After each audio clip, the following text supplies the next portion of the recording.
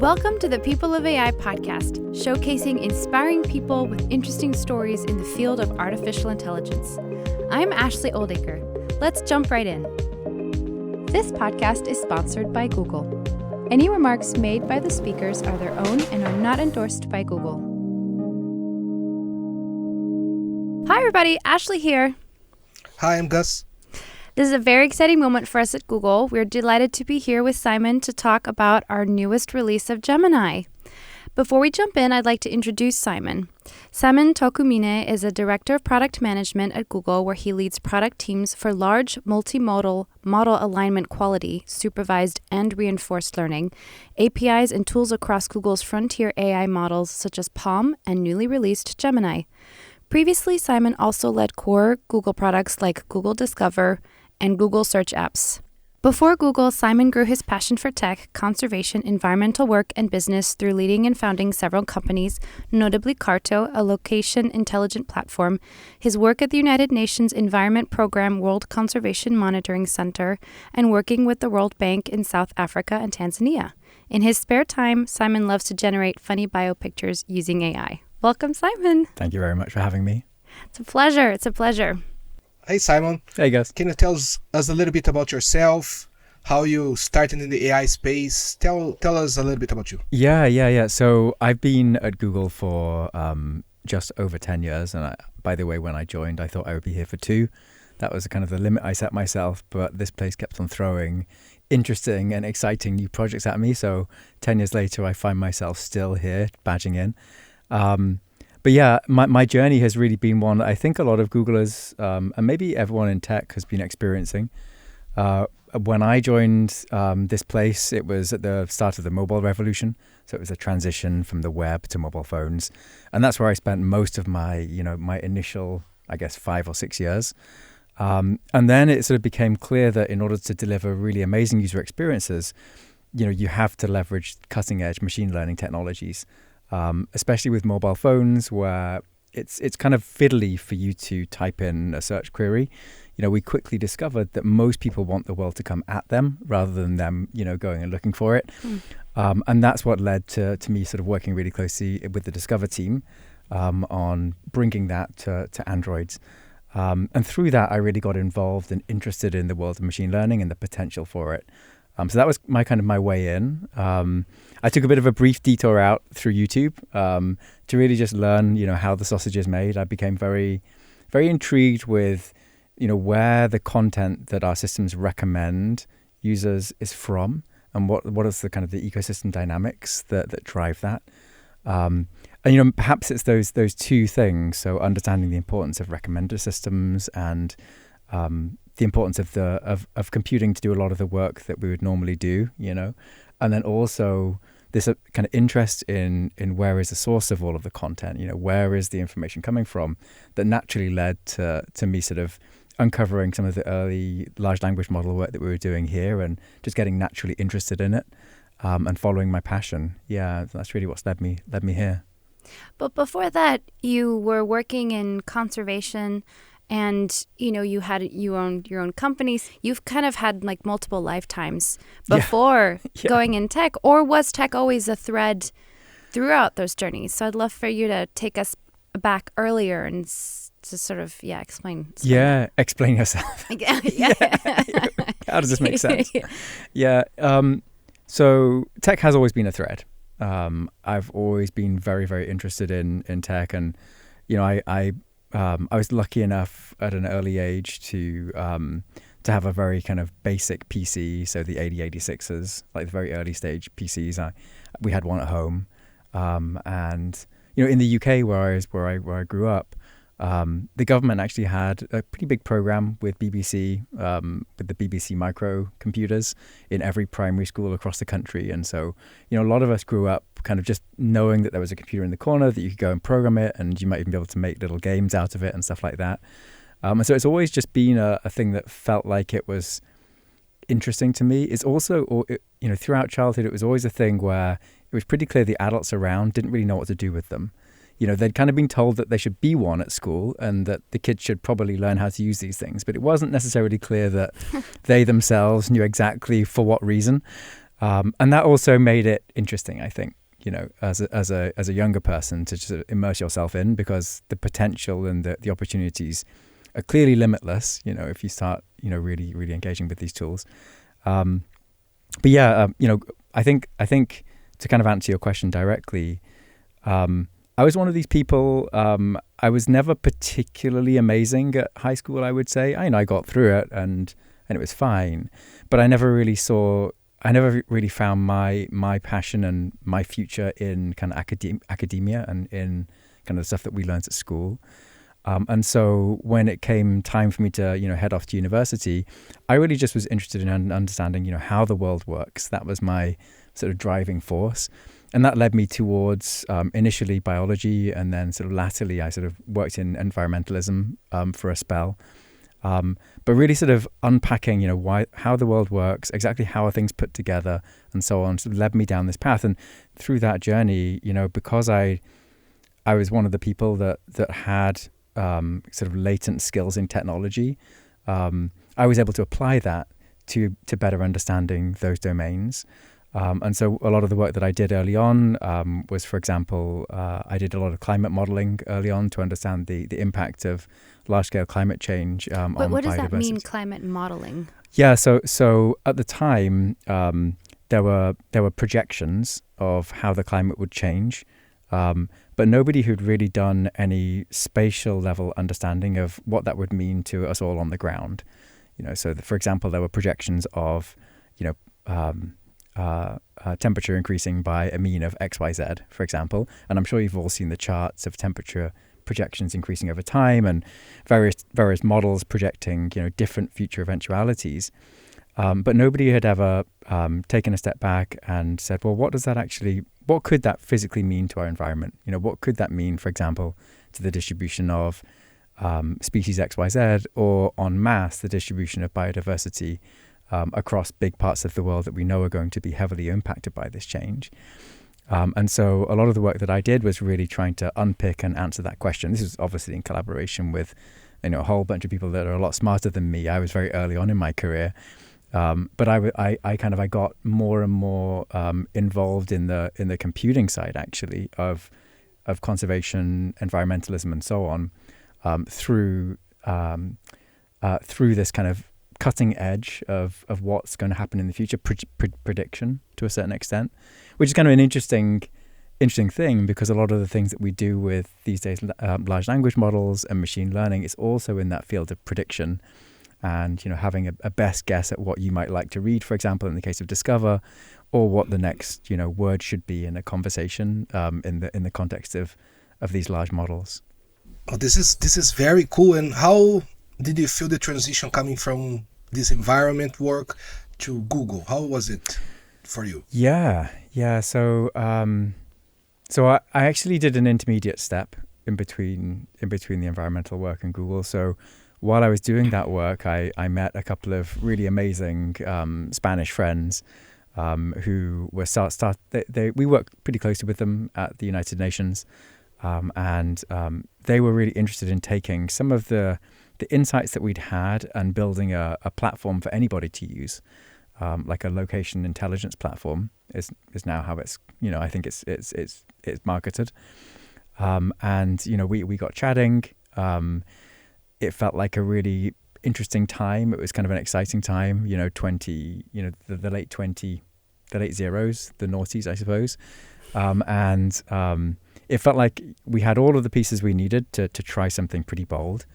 And so I spent a good amount of time working with the CARTO DB team at the time, now it's called CARTO, on bringing up, I guess it was my first SaaS startup.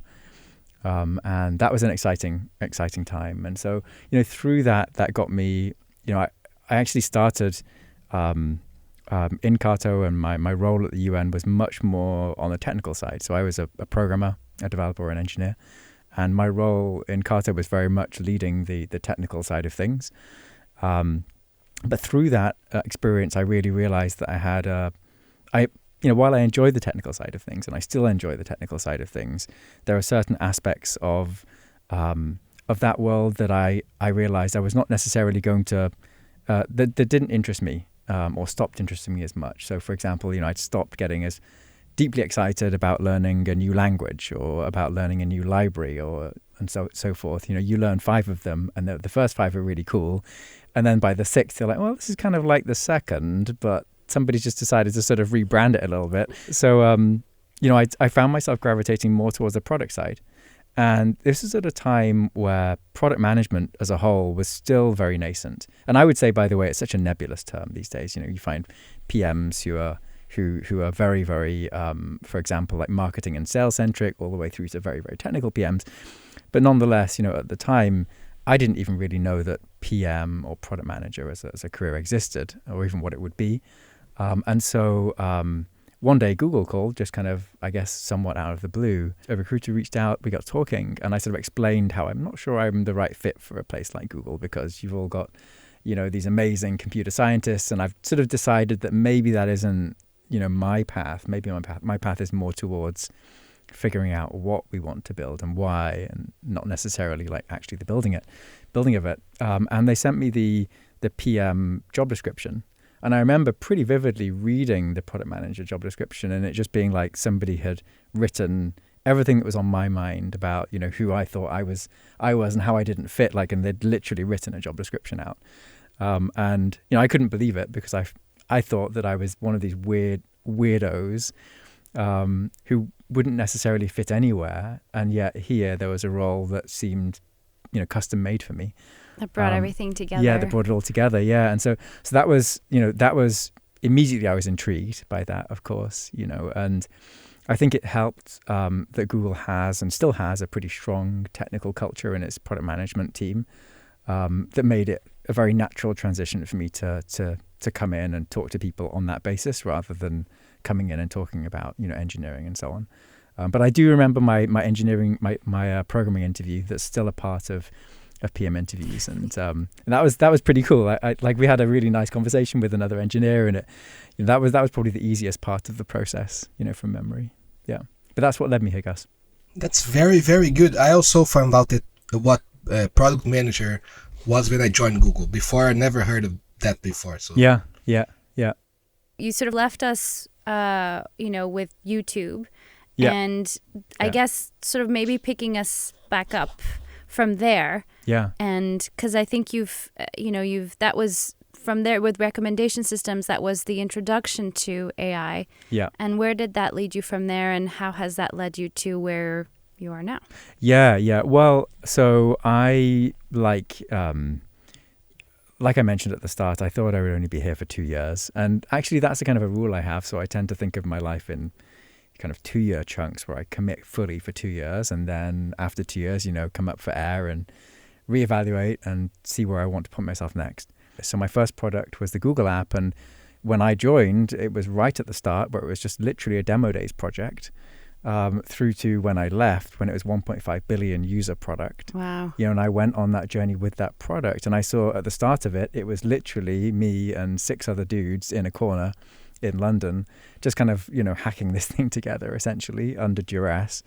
Through to, in the end, it was a very high, that was in Android, we were in Android at the time, through to the end where it was it's now a much larger project with, many sub-teams and a very complex, but intentionally complex, oversight, structure to it so that we make the most of the opportunity and release kind of safe and high quality products to users. But going through that transition, I sort of realized that my personal skills and interests are best applied, I thought, in the early stages of a product. And that's in the stage where it's, from 0 to, let's say, I detect a change around 300 million users at Google. That's when products become, different in some sense. So yeah, the kind of the 0 to around 100 to 300 million user band is where I found the most enjoyment, at least in that product. And then through joining other products that are in a similar sort of area, I've sort of realized, yes, that actually is where I get the most enjoyment. So beginning phase. The beginning phase, yeah, exactly. So you have gone through these different cycles of products at Google, and you got into labs, and my understanding of labs is it's a new organization, and it seems to be more of like the prototyping playground for testing out ideas. So where do you fall into that? And I guess my question also is, the Palm API that was released this year. Yep, I believe. That's right. It was this year. Yeah. That emerged from labs. Yeah. But labs is not just one place that sort of all of these ideas emerge. It is kind of a collaborative space where research and I think DeepMind also come into play. So I think you were involved with Palm. That's right.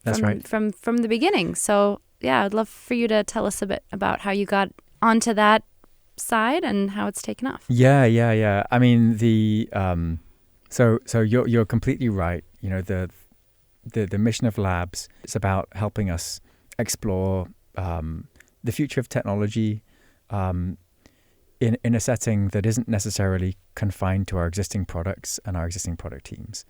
And I think it's really important for every company that's our scale to have that team or set of people that are really interested in kind of casting a net out a little bit further.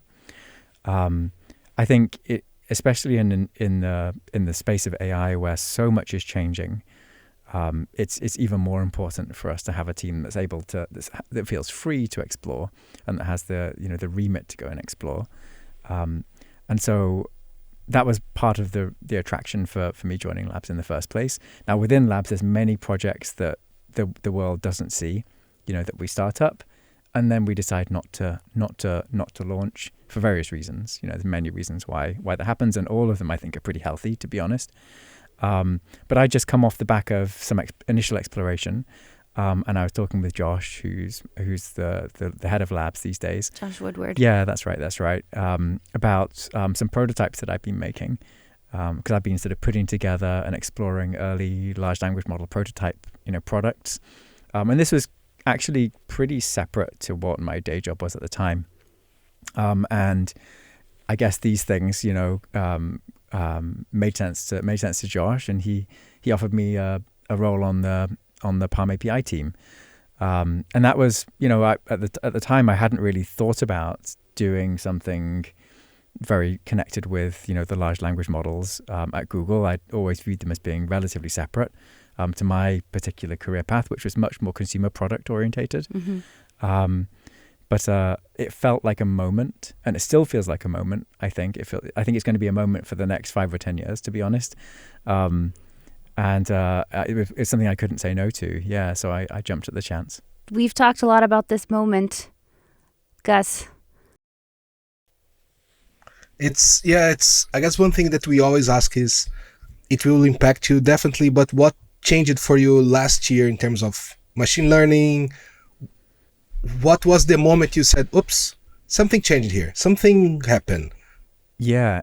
So it's becoming more and more obvious that the way we will interact with computers, the way we will instruct them and potentially create new products is going to be increasingly through natural language interfaces that are much more familiar to us and to everybody, on the planet, rather than programmers alone. Although they'll definitely still have a role. And so, I think there's an undiscovered product country, probably about maybe even 6 months to a year out there, where everyone will feel like it's possible to have computers do what they want, or to build products that achieve what they want, on their own terms through natural language. And that changes also the landscape of who's using them, how you're building with them, and sort of it unlocks accessibility. Mm-hmm. And it also allows for not just computer scientists or not just computer developers, but sort of a broader audience of folks to start interacting and start building things as well. Are you seeing this as well? Is that kind of the excitement that you also get from this new? Yeah, definitely. I think we're seeing some interesting patterns. So we're definitely seeing, you probably both actually have this experience, where you maybe have a favorite prompt that you might use, or you would sort of use the models in a certain way. We're definitely seeing interest in people making tools just for themselves. Little products, little software tools that just help them with their personal issue, whatever that happens to be, or their productivity boost, whatever that happens to be.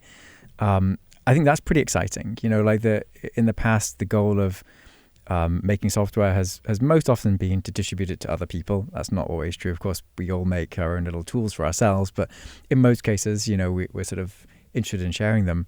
Whereas I think one of the interesting dimensions that we're starting to pick up on is that there's a lot of interest in just making tools for use by yourself, from people who are not necessarily software developers today, right? So if you're coming at this as a non-software developer, the first thing you think about isn't how do I make something and share it with everybody and perhaps make money out of it.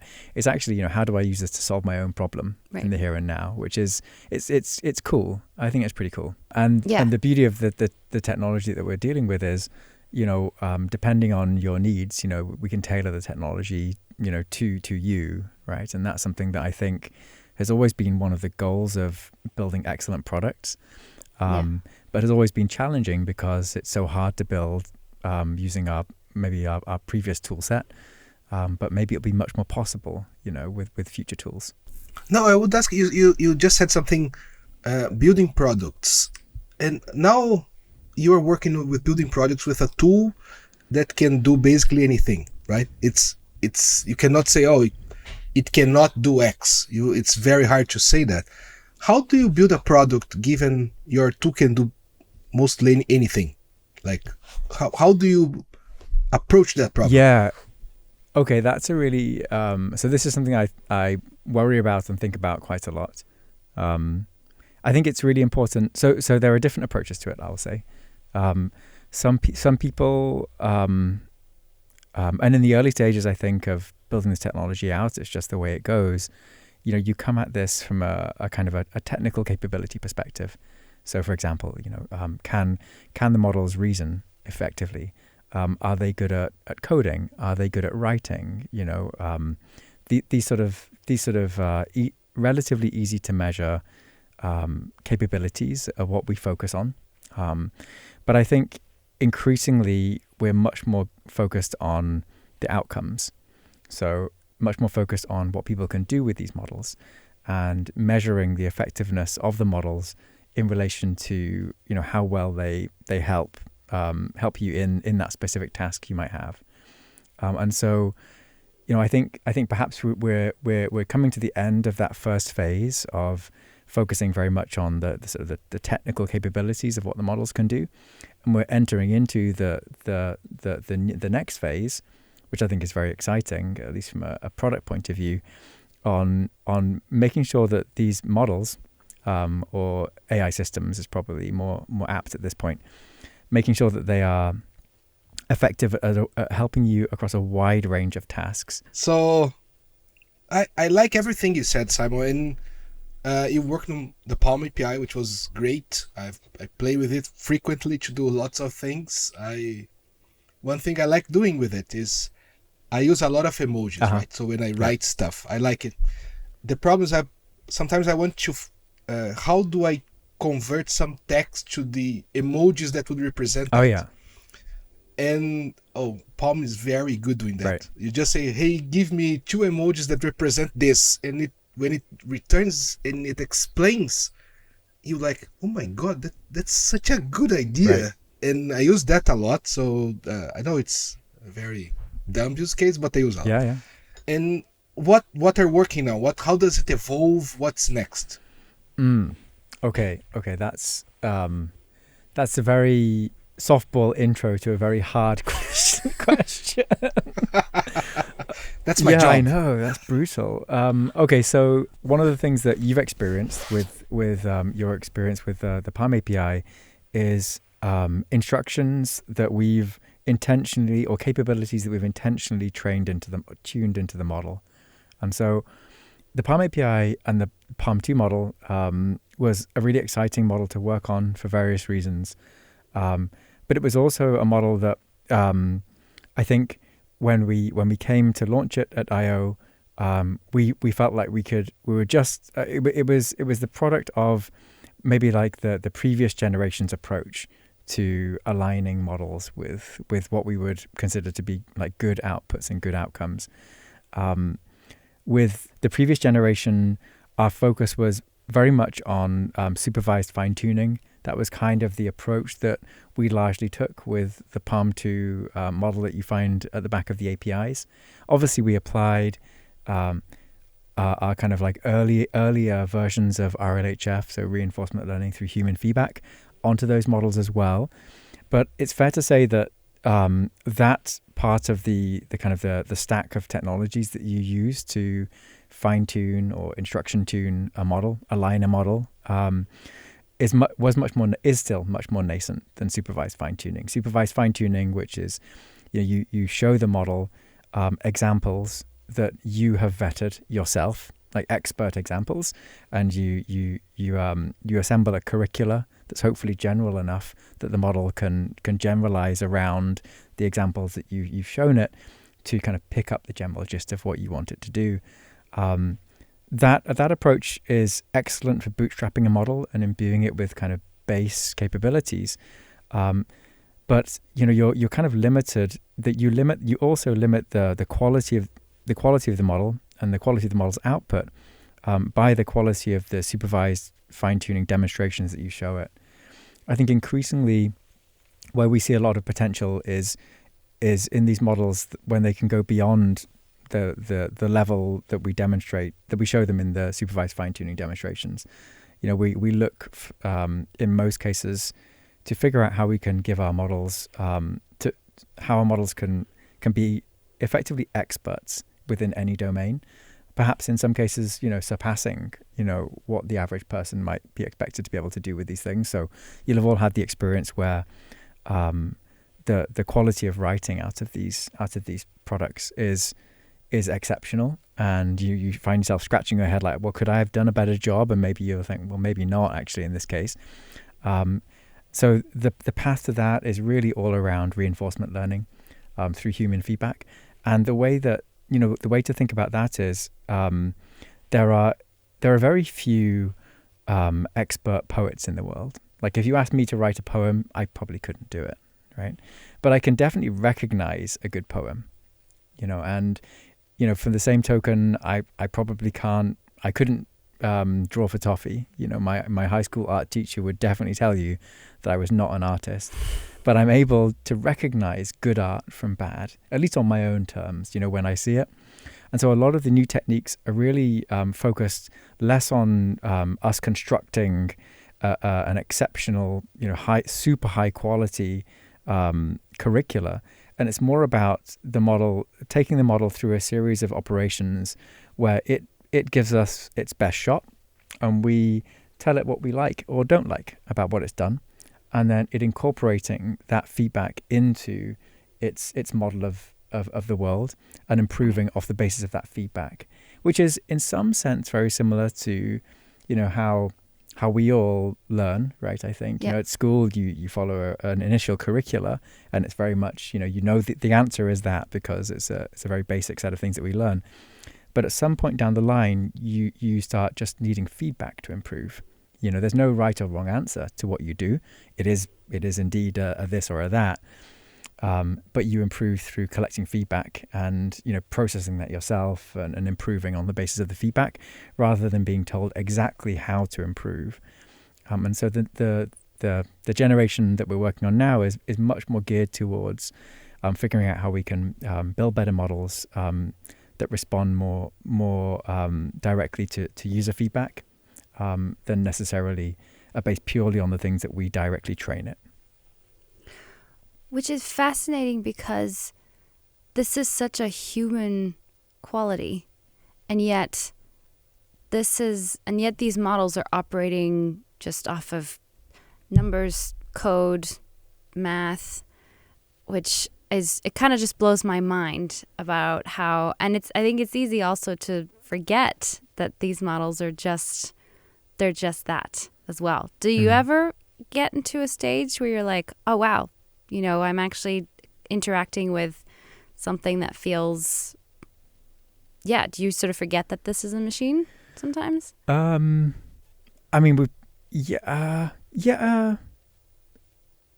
No, the answer is no. Well, I mean, I guess I don't. I never forget that it's a machine, but it is interesting. So there is an interesting. I do have so I do sometimes wonder about the nature of ourselves as we're working with these things. So is this sort of teaching us about how we are put together? It's an unanswerable question, but it's a curiosity that you sort of see similarities in how at least my personal brain works with how these models also work. That's a very good analogy. One thing I always do is I put a prompt and it gives an answer, and then I always try to think, how did it get to that answer? And I try to think backwards. Of course, it's not doable, but it's a curiosity I have, like, how did it get there? How is that possible? You also mentioned about tasks and how this transition from to tasks. How do you see this coming? Do you see this impacting the new products? Yeah. So I think the transition to focus more on outcomes. Initially, it will really be focused around measuring. You know, how good are the models at assisting people with XYZ task, and that's where we'll start. I think the goal will then be to be more assistive for whatever task in whatever domain. As for the specific products, I'm not sure. I have to be very direct and transparent about this. I don't know where it will manifest, apart from to say that, many Google products, they focus on being universally helpful. That's kind of our mantra. And having worked in search for many years, that was definitely what guided a lot of the decision making for the search product. How do we make this thing more helpful? I think the potential for these models to be more universally helpful, not just in terms of pointing you at the right information, but actually helping you achieve success in whatever specific task you're working on, is much larger than the potential for search as it stands today, at very least. And so I think what we'll see is some of the advances we make in being more effective at helping you with your task. We'll see it surface in some of our global products like search, I'm sure of it. But I also think that it will uncover new products that haven't been built yet, either by Google or by folks outside of Google. And that's obviously very, very exciting. Yeah. Speaking of exciting, let's jump into what's newly coming out, which I think when this podcast will be aired, it will have just been announced. Right. Yes, that's right. So Gemini. Yes. So Gemini is our next generation large multimodal model. From Palm. That's right. From Palm. So Palm was the previous generation. We, with Gemini, our goal is to really start a new era in our large model, in our large models, and we think that the opportunity and the technology is just right for us to move into a much more multimodal next generation of models. So the previous generation of models was very focused on text. While that's useful for a range of different use cases, obviously when you're thinking about a thing that can be universally helpful to everybody, new modalities are really important. So when you say multimodal, you're thinking of incorporating not just text, but image, audio, and the models that have, like diffusion models are really good with generating images. So incorporating diffusion models into the text-to-speech models, for example. So multimodal, incorporating multiple different kinds of models. Yeah, you can think of it one model. That's right. That's right. You can think of it as both the outputs that you're talking about, so the ability to generate imagery, for example, but then also vision as well, and the ability to understand the sort of the world around you. Same for audio as well. So you can think of it in terms of text to speech and being able to actually output, the spoken word, but also in terms of ASR and speech recognition, in terms of being able to listen and be responsive to whatever is being spoken to it. And the critical thing is that these are these share internally at least a shared representation. And so, there are other approaches to this where, for example, there will be a separate model to do speech recognition. And, out of that model will come text, and the text can be fed into a large language model. Of course it can. But in that translation, from speech through to just text through to something that's fed into the language model, you lose a lot of additional information. So you lose a lot of the tone and the excitement or the unexcitement, or the boredom or whatever it might happen to be, right. That accompanies the text as we speak it. Right, as we speak, we're communicating a lot more than just the words. There's a whole lot more information being communicated there. And so, one way you might think about this is, what if these models can understand not only the text that's spoken, but also the way in which it's spoken? Are they able to be more empathetic to us? Are they able to understand much more deeply what we mean when we talk to these things? And are they able to be much more robust in a range of different circumstances as well? And so, if you just imagine, for example, very simple use cases, like just having a fun chat with an AI model today, you can't really do it. You can try, but it will feel very wooden and very kind of stilted. Right. This is definitely you're talking to a machine. Yeah, exactly. You know that you're talking to a machine. You know that your words are being converted to text. The model's just getting the text, but it doesn't really know how you're saying it. So a lot those are challenges that once they're overcome will allow for much more natural interaction with models, especially if you have bidirectional streaming as well. So you can sort of you can interrupt them and so forth as they're kind of interacting with you. That's the type of capability that truly multimodal models unlock. And the same is true for vision as well, of course. I think a lot of the real excitement is still to be had, though. It doesn't take much of a leap of imagination to think through what it might mean when models have got multiple modalities like this. Yeah. So, for example, a model that can both see as well as listen and talk in a very natural way. What are the types of interactions that we might have, with a model like that? I was thinking last night about some cool things that I would like to do with this thing. Once it's ready, I'd like to be able to just hold. I don't know the form factor, by the way. Form factor is kind of an interesting area from a hardware point of view. But imagine it's just the phone. Hold of a phone and take a photo of the kids' book that I'm reading to my daughter, and have it narrate that book with sound effects and stuff like that, so we can kind of follow along at the same time.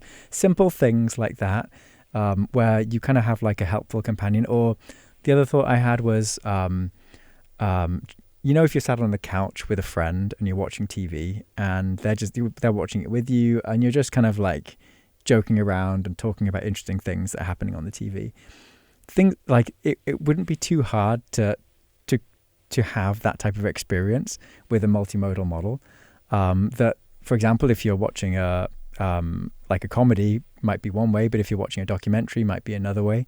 Where you might actually get a lot more out of watching the documentary by having a companion AI, watching that documentary with you, pointing out interesting things in it, or you being able to converse with that thing to get the most out of the experience. So this is just combining a couple of modalities. There are many other modalities that we want to bring to these things. Yeah. I'm not sure I'd want something when I watch a movie. I'm like very much in the zone. Yeah, I mean, you could also just be like, keep quiet, don't say anything. Yeah. I like the multimodality. I've been playing with text and images and vision, right? And the things at first you say that doesn't seem like a big thing, but then when you start to play with it more, you see that it enables so many new things, because as you said, you could give the image to another model to explain, but explain everything in an image might be like a lot. Like they say, image is worth 1,000 words, right? So you would not have everything, not even if there's a transcription of the image, right? Even position of things, color, or compositions, all of that. And these multimodal models are able to get that. They can, oh yeah, this is to the left, this is to the right, this is looks like a dog. Like so there was an example I saw somewhere, like there was a sushi, and you say, what's fun about this? Oh, it's a sushi that looks like a dog. And then you look at, oh yeah, that's true. And it's like, how can you explain that so you can send to a model to do if it's not all at the same time? Yeah. I mean, there are some really, I mean, taking a step back from the more like future looking, kind of fantastical ideas that I talked about, there's some very practical uses of these multimodal models. So for example, you can ask for summaries of slide decks, for example, right? That may be both textual and visual. And whereas, you can't, with the current generation of models, you can't really get the full value or full understanding of a slide deck if you send it to just a text to a model, or perhaps scientific papers, that have complex diagrams and tables of information and so forth, where all of the information isn't just captured in the text itself. Those will be much more able to interrogate and understand through these large multimodal models. So really, it's about kind of unlocking, I think, a lot of what we take for granted, I think, with how we interact with information, and allowing the models to have the same set of sensors. In terms of the output, you mentioned diffusion models. It's interesting that today, for example, it's rare for me to go to a web page and for it just to be text. Right. I think the world has agreed that information should be multimodal. Right, like most web pages, come with imagery of some sort, and that helps you set the scene. It helps your brain get in gear. It can also be very additive to the communication of information. And so, today when we're interacting with some of our largest assistants like Bard, we do output some imagery in the Bard experience. But an interesting question to ask yourself is, well, what if all model output was multimodal? It always included, just like every web page is multimodal in a sense. Or like we are. Or like we are. It always, we're visual people. We're sort of moving our hands and so forth, right, as we're communicating. Yeah. What if these models also had that capability to do that? How much more effective would they be at communicating with us? How much more effective would they be at being understood as well by a range of different levels of literacy, for example? Right. I spent a lot of time in working on our MBU products, which were the next billion user products, and one of the big barriers to advancement overall as a whole, and a big separator of society is levels of literacy. And in fact, one of the early products that I built was a product called Lens Go on one of the earlier versions of Android. That the very simple in some sense. All it would do is you point your phone at some text and it would read it back to you. Very straightforward, very simple thing. We would probably all sit in this room and be like, well, who would find that useful? But it turns out that in many countries, it's not a given that you can necessarily read. And so being able to, give someone that tool, all of a sudden, unlocked this kind of next level of unlock their ability to interact with parts of society that would previously fill them with worry, actually, more than anything else. They'd be sort of nervous to get involved with. And I think, if you sort of take that experience and you map it even further into models that can help you understand pretty much anything that you throw at it, from a thing that you maybe can't physically read to a thing that perhaps you can't understand because you don't have as much experience in the space.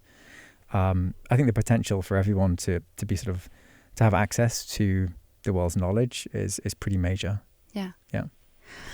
I'm definitely feeling like a shift. I don't know why. I think from this conversation, like I'm feeling, I don't know, Gus and I have asked all of our guests, and we asked you as well about sort of this big shift that happened last year when a lot of these, large language models were made open to the public and everybody started using them and were accessible. And I feel like this is another one where this concept of multimodality is like, I feel like this is going to unlock so many different questions and interactions. And I don't know, like, Gus, are both of you feeling this way too? Or is it just because, you've probably been in it for a long, but this kind of seems big.